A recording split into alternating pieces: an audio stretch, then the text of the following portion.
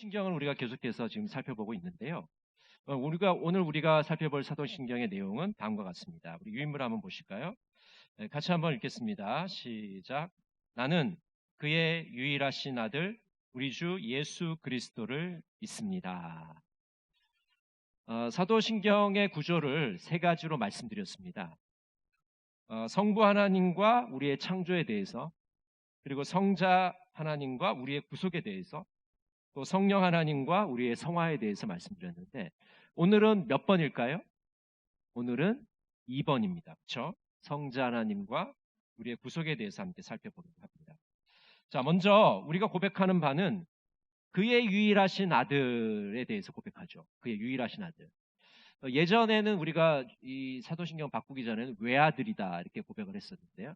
그의 유일하신 아들, 그는 과연 유일하신 아들은 무엇을 의미하는가? 자, 첫 번째는요, 이 구약에서 또 성경에서 하나님의 아들을 쓸 때는 여러 가지 그런 예들이 많아요.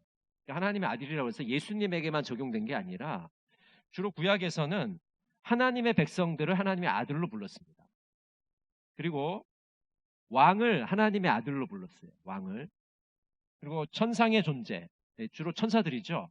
천사들을 또 하나님의 아들로 불렀습니다.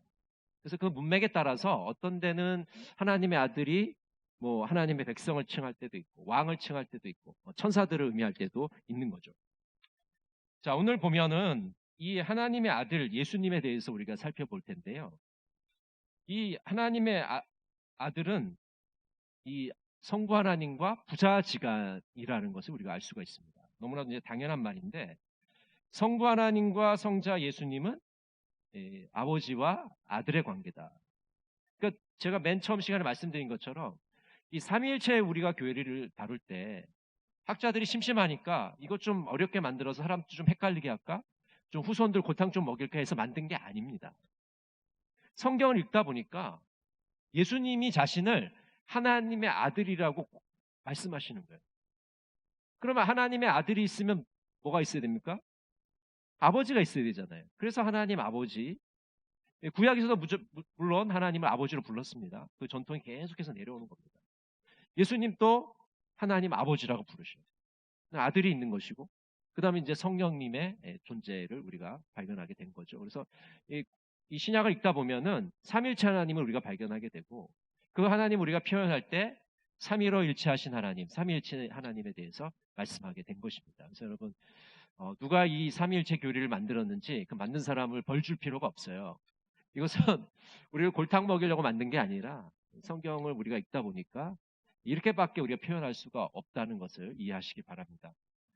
자, 그러면 이분 유일하신 아들은 독생자이시죠? 자, 오늘 우리가 본문을 읽었는데 한 번 더 읽어보겠습니다. 요한복음 1장 14절 같이 한번 읽어볼까요?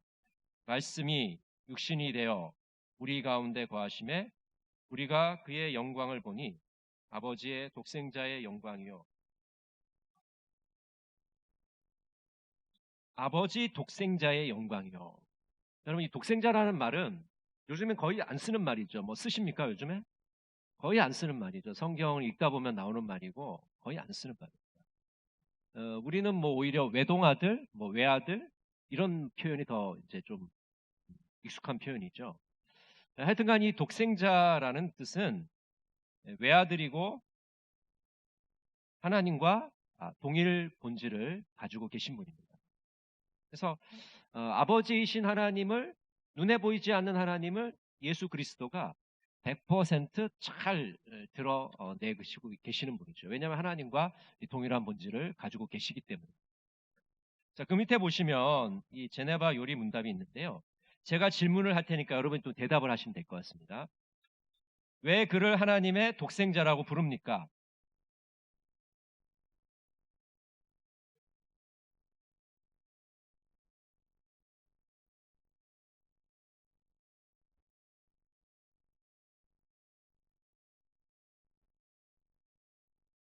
네, 좀 말이 되게 어렵긴 한데 여러분 대충 뜻은 아실 거예요. 왜 예수님을 독생자라고 그러냐? 이분이 독생자라고 부를 수밖에 없는, 하나님의 외아들이라고 부를 수밖에 없는 분이다라는 것을 우리가 이야기하는 거죠. 성부의 본체에서 발생되셨다. 그러니까 성부에게서 나왔다는 얘기죠. 그다음에 성부와 동일한 본체를 가지고 계시다. 아버지와 동일한 DNA를 가지고 계시다는 거죠. 뭐 사람도 마찬가지 아니겠습니까? 아들도 아버지와 육신의 아버지와 동일한 DNA를 가지고 있는 거죠. 그분만이 본성적으로 하나님의 아들이시다. 여러분, 하나님의 아들은 이 두 종류가 있는데 이 적자와 양자가 있어요. 저와 여러분은 적자입니까? 양자입니까? 양자죠. 우리는 입양된 사람들이고 예수님의 피로 입양된 사람들이고 예수님만이 적자예요. 하나님의 원래 아들이십니다. 그래서 이제 하나님의 아들이라고 이렇게 표현을 하고 있는 거죠. 그러나 사실은 쉽게 말하면 하나님을 하나님의 아들로 표현하고 있는 것입니다. 자, 하나님의 아들, 유일하신 아들은 구원에 이른 유일한 길이죠. 자, 사도행전 4장 12절 같이 한번 읽어볼까요? 다른 이로서는 구원을 받을 수 없나니 천하 사람 중에 구원을 받을 만한 다른 이름을 우리에게 주신 일이 없음이라 하였더라. 예수를 안 믿는 사람들이 이제 흔히 우리 기독교를 이제 이렇게 부정적으로 얘기할 때 너무 배타적이다 그렇게 얘기할 때가 많아요. 근데 사실은 이제 우리 구원론을 좀 살펴보면은 뭐 배타적일 필요는 없지만 예수 그리스도만이 유일한 이 주님이시라는 것을 우리가 고백할 수밖에 없는 것이죠. 왜냐하면 예수님 외에 구원을 얻을 만한 다른 이름을 주신 일이 없기 때문입니다. 근데 이제 한 가지 우리가 믿지 않는 사람들에게 얘기할 때는 좀 세련된 언어로 얘기할 필요가 있어요. 좀 점잖게 표현을 해야 됩니다. 근데 우리가 이거를 이 유일하신 예수 그리스도를 표현할 때 너무 세상 사람들한테 거칠게 얘기해요. 그러니까 너무 거치다 보니까 세상 사람들은 배타적으로 듣는 겁니다. 쟤네들은 자기들만 잘났구나. 자기들만 진리가 있다고 주장하네. 그래, 니네 잘났으니 니네 알아서 살아. 이렇게 반응을 하는 거죠.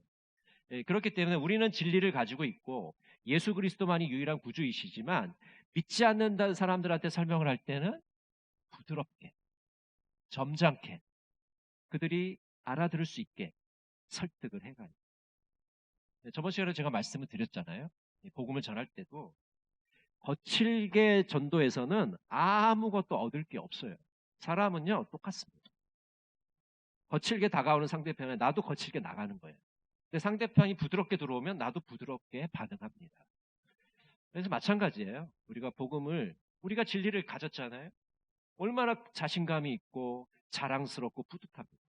그런데 그 진리를 아직도 모르는 사람들한테 설명을 할 때는 정말로 어린아이들 다루듯이 군대 가면 그런 얘기 하거든요. 총을 다룰 때 애인을 다루지 해라 그런 말이 있는데 믿지 않는 사람을 대할 때 정말 부드럽게 인격적으로 점잖게 그렇게 설득을 해야 돼요. 너무나도 방법이 거칠어요.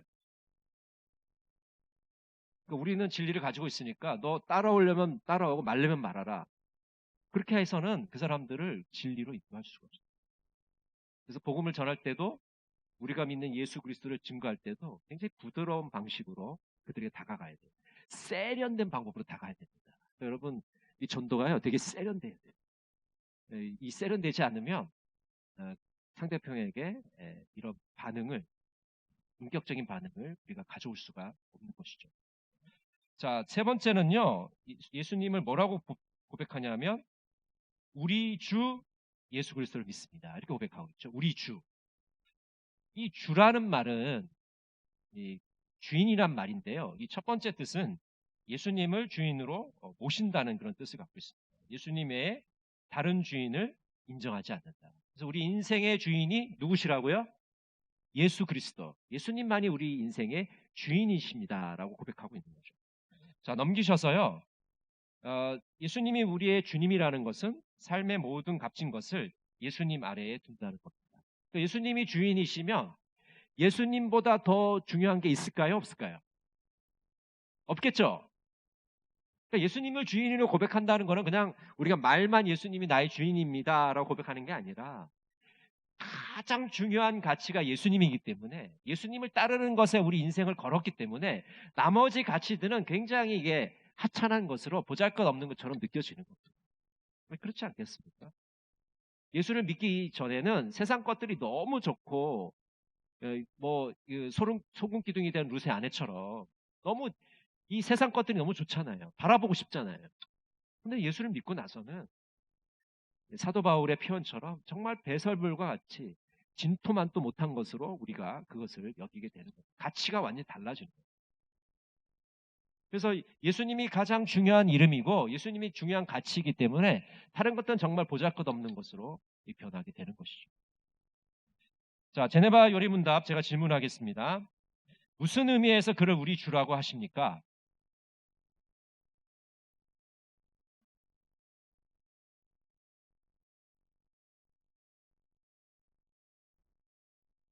네, 하나님의 나라를 다스리시는 분이다. 우리의 주님은 우리를 통치하시는 분이다.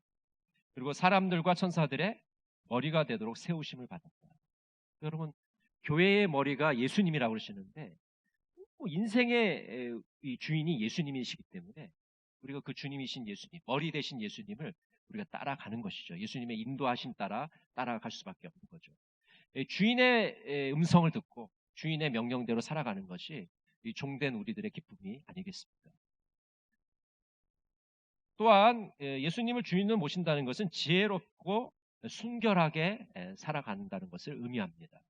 예수님이 우리의 주인이시면 주님께서 원하시는 삶을 살아가게 되는 거죠. 주님께서 어떤 삶을 살기를 원하십니까? 지혜로운 삶입니다. 순결한 삶입니다. 거룩한 삶입니다. 의로운 삶을 살기를 우리에게 바라시기 때문에 주인이신 예수 그리스도의 그 명령대로 그 원하시는 삶대로 우리는 살아가게 됩니다. 그래서 우리가 우리 주 예수 그리스도를 믿는다는 것은 그런 주님을 우리의 주인으로 모셔드리고 살아간다는 것을 의미하는 것이죠. 자, 네 번째, 예수라는 이름입니다. 자, 우리가 이제 예수 그리스도라고 할 때 이 예수라는 이름은 고유명사입니다.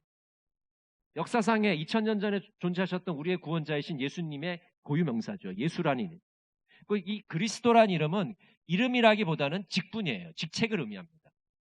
그러니까 예수 그리스도라는 것은 이 그리스도가 직분을 의미하는 거죠. 메시아이신 예수님, 구세주이신 예수님이라는 뜻을 갖고 있는 거죠. 예수라는 이름은요, 유대인들이 굉장히 많이 쓰던 이름이에요. 그래서 뭐 여수아라든지 예수아 이런 이름들을 예수님과 똑같이 썼어요. 이런 것들이 다 무슨 뜻이냐면 구원자라는 뜻을 갖고 있습니다. 자, 마태복음 1장 21절을 같이 한번 읽어볼까요? 시작. 아들을 낳으리니 이름을 예수라 하라. 이는 그가 자기 백성을 그들의 죄에서 구원할 자이심이라 하니라. 자, 이 마태복음 1장의 본문은 이제 천사가 고시를 해주는 장면이잖아요. 예수님의 부모들에게 예수님이 이제 태어나면 이렇게 이름을 지어라 이렇게 하는데 그 당시 유대인들에게 아주 흔한 이름이었습니다. 그렇지만 이제 이것이 2000년이 지난 지금에는 예수 그리스도의 고유 명사가 된 것이죠. 우리가 예수라고 그럴 때는 그분을 의미하는 것이죠. 그들의 죄에서 구원할 자이시다. 구원자이신 예수님을 의미하는 겁니다. 자, 하이델베르크 요리문답 제가 질문하겠습니다. 왜 하나님의 아들이 예수, 곧 구원자라고 불립니까?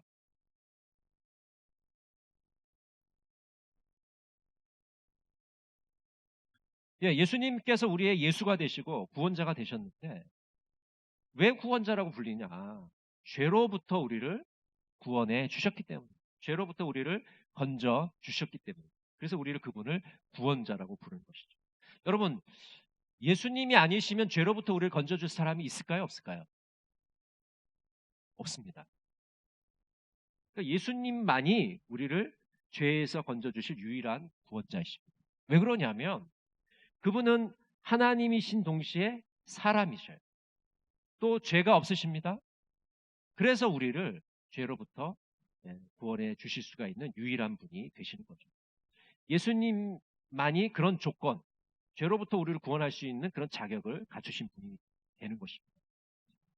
자, 루터는 어떤 말을 했냐면요. 우리가 주님을 구원자로 부르는 이유는 그가 우리를 사탄으로부터 하나님께로, 죽음으로부터 생명으로, 죄로부터 의로 옮겨주셨기 때문이다. 예수님을 구원자로 부르는 이유는 사탄으로부터 하나님께로 옮겨주셨다. 그럼 예수 믿기 전에는 우리는 누구의 종이었냐면 죄의 종이었습니다.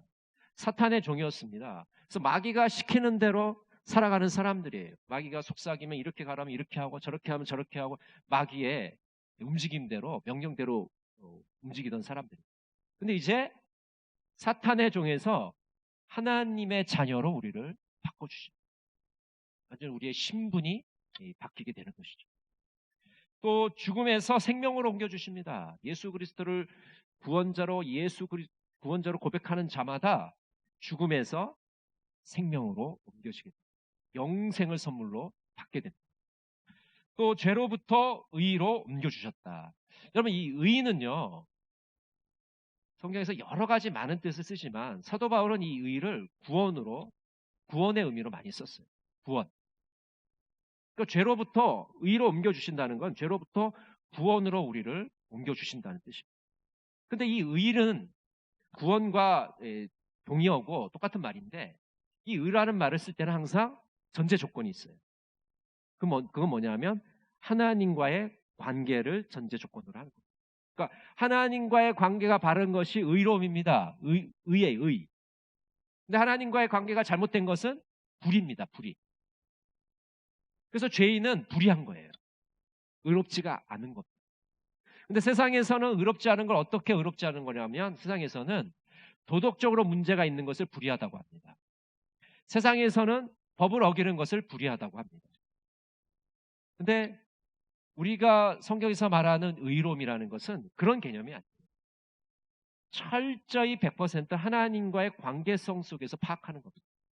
그러니까 하나님과 우리 관계가 단절되고 어그러지고 찌그러지고 멀어졌으면 그것은 불의한 겁니다. 그걸 죄라고 우리가 부르는 것이죠.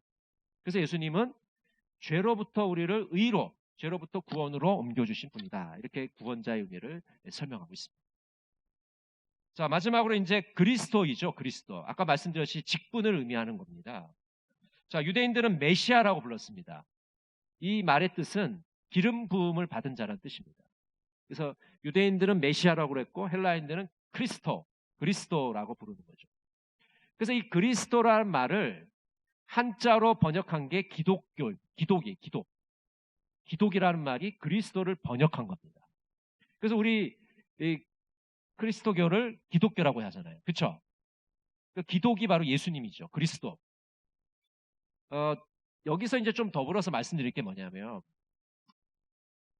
우리가 이 종교 안에 기독교라고 쓰잖아요. 뭐 천주교는 천주교를 쓰든지 뭐 가톨릭을 쓰든지 이렇게 쓰는데, 기독교의 원래 뜻은 그리스도교를 의미하는 겁니다.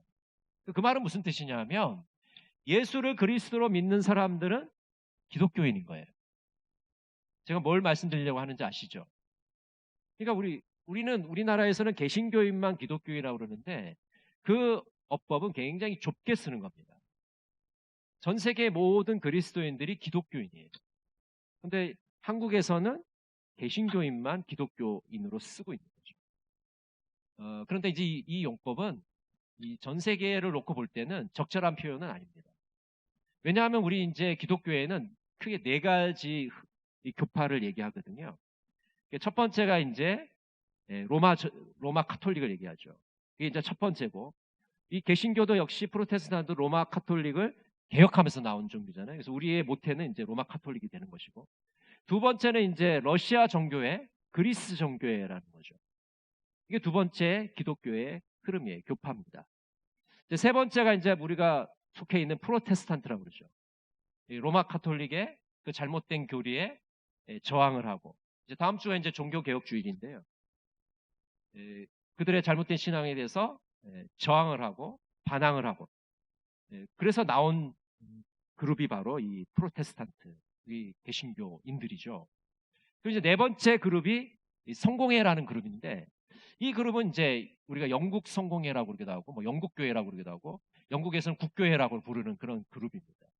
이 성공회는요, 로마 카톨릭 그리스 정교회와 이 개신교 사이에 있는 그런 그룹이에요. 그래서 이 성공회를 가보면 모든 껍데기는 로마 카톨릭하고 비슷한데 정신은 개신교에 가까워요. 아주 독특한 교회죠. 그래서 한국의 성공회는 개신교 그룹에 들어와 있습니다. 그래서 여러분, 성공회가 우리가 이제 연합 모임을 할 때 카톨릭에 가 있는 게 아니라 개신교가 모임할 때, 우리 뭐 한국 무슨 뭐 연합회 할 때 이 성공의 신부가 회장을 하고 막 그래요. 왜냐하면 이제 개신교, 크게 개신교 그룹에서 활동하기 때문에 개신교로 이제 우리가 이제 받아들여 주는 것이죠. 하여튼간 이제 네 가지 그룹, 전 세계 기독교에는 네 가지 그룹이 있다는 것을 이해하시면 됩니다. 근데 우리나라에서는 기독교 하면 개신교를 의미합니다. 이게 그 용법이 아주 좁게 쓰고 있다는 것을 이해하시면 됩니다. 그러나 이제 해외에서는 그렇게 쓰지 않습니다. 그리스도교라고 할 때는 이 네 가지 그룹을 다 통틀어서 기독교라고 부르는 것이죠. 여러분 이제 상식적으로 알아두시면 혼란이 없으실 겁니다. 자, 볼까요 한번?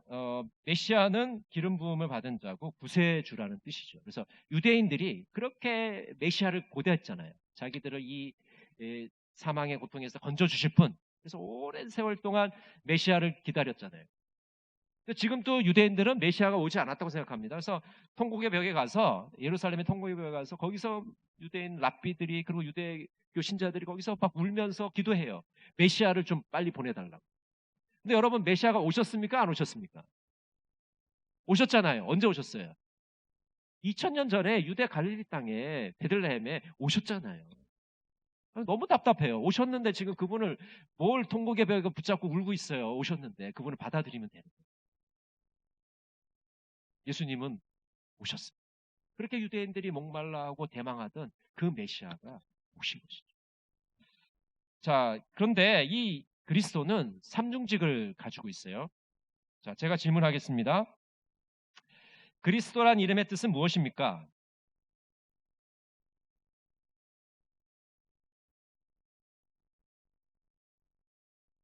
네.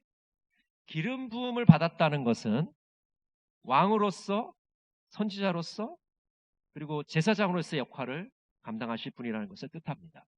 자, 그러면 이 선지자의 이 직분은 뭐냐? 하나님의 뜻과 계획을 계시하십니다. 그래서 예수님이 이 선지자로서 하나님의 뜻을 100% 드러내시는 거예요. 그래서 예수님의 제자들이 질문했잖아요. 저희한테 하나님 좀 보여주세요. 그래서 예수님이 뭐라고 그랬어요? 나를 본 자는 아버지를 보았느니. 왜요? 예수 그리스도, 그의 아들이신 예수 그리스도를 본 자는 하나님을 본 겁니다. 왜? 예수님께서 하나님의 뜻을 온전히 드러내시기 때문에, 아버지를 보여주시기 때문에, 예수를 본 자는 하나님 아버지를 본 것이죠. 그래서 예수님이 선지자의 역할을 하시고 계십니다. 자, 두 번째는요, 제사장인데 유일한 희생 제사를 드렸습니다. 예수님은요, 아주 독특한 제사장이에요. 왜냐하면 제사장은 보통 제물을 하나님께 드리는 사람이거든요. 그렇죠? 그런 사람을 제사장이라고 그러죠. 근데 예수님은 제사장이시면서 동시에 제물이었어요. 자신의 피를 흘려서 인류의 죄를 대속해 주십니다. 그래서 예수님은 아주 독특한 제사장인데 제사장이면서 동시에 제물이신 그런 역할을 하신 분이 바로 예수님이시다. 그런 제사장이셨죠. 그리고 하나님과 사람 사이를 중보하시는 분. 그래서 예수님을 우리가 중보자라고 부르는 거예요. 중보자라는 건 이 두 대상을 가운데서 중보를 해주는 거거든요. 연결을 시켜주는 거거든요. 다리 역할을 해주는 겁니다. 그래서 우리가 부동산 중개인 그렇게 얘기하잖아요. 중개를 해주잖아요. 살 사람과 팔 사람을 이렇게 중개를 해주는 거예요. 하나님과 인간 사이를 중보해 주시는 분이 바로 우리의 중보자이신 예수 그리스도이십니다. 그래서 여러분, 우리가 중보 기도라는 말을 쓰잖아요. 근데 사실 엄격히 얘기하면 이 중보 기도는 누구만이 할 수 있냐면 예수님만이 하실 수 있는 거예요. 그래서 이제 총회에서는 그 중보 기도라고 하지 말고 중보적 기도라고 해라. 우리 교회에서 지금 하고 있는 다른 사람을 위해서 기도해 주는 거는 우리가 중보자가 아니니까 중보적 기도라고 하고, 예수님이 하시는 건 중보 기도다, 그렇게 얘기를 했는데, 사실은 여러분, 중보적, 뭘 적자를 붙이면 되게 복잡해요. 그렇죠? 이 적자가 붙으면 되게 머리가 쥐가 납니다. 그래서 이게 중보적 기도라는 게 이게 뭐 쓰지도 않는 말이지만 되게 어색한 말이에요. 그래서 이걸 중보적 기도로 써야 되나 말아야 되나 참 어려운데, 여러분, 중보 기도라고 했을 때 우리가 이제 알고 있으면 되죠. 이 중보자이신 예수 그님 외에는 중보 기도를 할 수 있는 분은 없어요. 근데 이제 우리가 편의상 우리가 예수님처럼 다른 대상을 위해서 기도해 주는 것도 중보 기도라고 부르는 것인데, 엄격한 의미에서는 그 중보 기도는 예수님만이 하실 수 있어요. 왜냐하면 예수님만이 우리의 중보자가 되시고 하나님과 인간 사이를 중개하시고 연결시켜 주시는 분이기 때문에 이 예수님은 우리의 중보자가 되시는 거죠. 자, 그다음에 이제 왕의 역할을 하십니다. 예수님이 이제 다스리시는 거죠. 왕으로서 다스리시는. 물론 그 예수님의 다스림은 지금은 우리 영적으로 통치를 하시고 이제 세상 종말이 오면 이제 실제적으로 이제 통치를 하시겠지만은 예수님이 우리의 왕이라는 것은 우리의 일상을 예수님이 다스리고 계시고 통치하시는 것이죠. 그래서 결국 하나님 나라가 확장된다는 것은 예수 그리스도의 그 왕권이 넓어지는 겁니다. 예수님의 그 통치가 그 지경이 넓어지는 것이 바로 하나님의 나라가 확장되는 겁니다. 그러니까 한 사람이라도 더 예수를 믿게 되면, 예수님을 모시게 되면 그 사람이 예수님의 통치를 받게 되고 그 사람의 삶이 예수님의 다스림을 받게 되면 하나님의 나라가 조금씩 확장이 되는 겁니다. 그렇게 하나님의 나라는 넓혀지는 것이죠. 왕이신 예수님은 말씀과 성령으로 다스리십니다. 그래서 여러분 우리가 늘 성령의 인도하심을 구하고 말씀을 늘 묵상하면서 그 예수님의 통치를 받아들여야 됩니다. 결국 예수를 믿는다는 것은 우리의 생각이 예수님의 다스림을 받는 겁니다. 우리의 언어가 예수님의 통치를 받는 거예요. 우리의 행동이 예수님의 통치를 받는 겁니다. 우리의 삶이 예수님의 다스림을 받는 겁니다. 그렇게 될 때 왕이신 예수님께서 우리의 삶 속에 우리의 삶의 중심이 되시고 우리의 삶을 왕으로서 통치해 나가시는 거예요. 여러분 한번 생각해 보세요. 우리가 예수님을 왕이라고 부르는데 뭐 생각도 내 마음대로 하고 싶은 생각하고 말도 함부로 하고 행동도 내가 하고 싶은 대로 하고 그러면 예수님이 나를 다스리는 겁니까? 다스리지 않는 겁니까? 다스리지 않는 거예요. 내 마음대로 하는데 그게 무슨 예수님이 왕이십니까? 그러니까 예수님을 우리가 왕으로 부를 때는 내가 예수님의 통치에 완전히 순종하겠습니다. 복종하겠습니다. 그렇게 하는 것이죠. 여러분 사극에 보면은 어떤 성을 이제 어떤 왕이 공격을 해서 그 성을 차지하게 되면 그 성을 지키고 있던 사람들이 어떻게 합니까? 항복을 하죠. 그때 서서 이렇게 악수합니까? 항복할 때? 어떻게 하죠? 네, 뭐 머리를 조아리거나 큰 절을 하거나 뭐 무릎을 꿇거나 다 그렇게 하죠. 항복할 때 뭐 이렇게 뻣뻣이 서갖고 항복한 사람 있습니까? 한 사람도 없어요. 다 머리를 조아립니다. 고개를 숙이는 거예요. 예수님이 우리의 왕이시면 그 예수님 앞에, 왕이신 예수님 앞에 조아려야 돼요. 무릎을 꿇어요. 그러니까 무릎을 꿇는다는 게 뭐 실제로 우리가 무릎을 꿇는다는 그런 의미가 아니라 완전히 주님께 항복하는 겁니다. 주님께 복종하는 거예요. 주님께서 우리에게 말씀하시는 것은 네, 주님, 종이 듣겠습니다. 실천하겠습니다. 우리의 삶 속에서 살아내겠습니다. 라고 고백하는 거죠. 그럴 때 예수님이 왕이신 주님이십니다. 자, 오늘은 예수님의 그 호칭에 대해서 우리 같이 살펴봤는데요.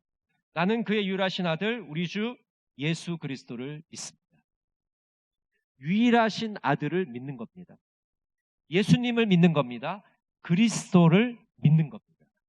여러분 사도신경을 하실 때마다 내가 믿는 분이 바로 유일하신 아들이시고 예수님이시고 그리스도이심을 확실히 믿으시고 고백하시는 여러분 모두가 되시기를 간절히 바랍니다.